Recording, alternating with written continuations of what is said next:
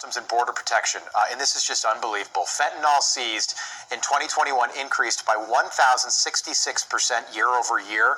Along with that, and this is just shocking, 41,000 pounds of marijuana, 8,500 pounds of cocaine, 33,000 pounds of methamphetamine, and 1,200 pounds of heroin. So a lot more meth coming over the border, a lot more fentanyl than heroin, which is now a drug of the old days, really the 80s, 90s, and 2000s.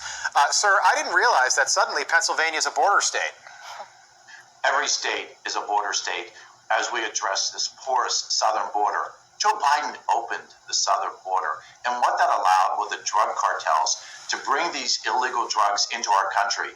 And to your point, the overdose death rate in ages 18 to 45 has risen so significantly that we're seeing more and more deaths of young Americans due to fentanyl. And fentanyl analogs realize that the way to stop this is protecting our southern border, is allowing the Border Patrol to do their job, giving them the manpower, the additional tools, and yes, building a wall to protect our border. We need to do this.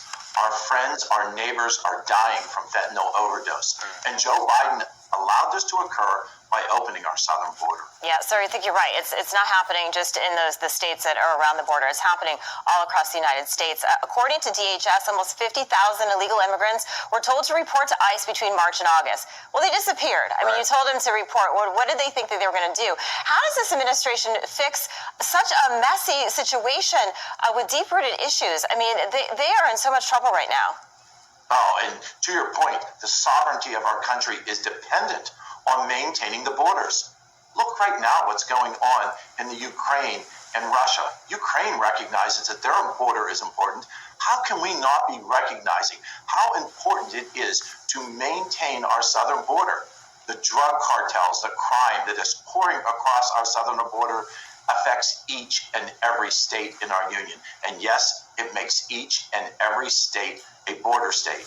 Building a wall, allowing the Border Patrol to doing their job, giving them the tools that's necessary to perform their duties will ultimately protect all Americans. It's just unbelievable.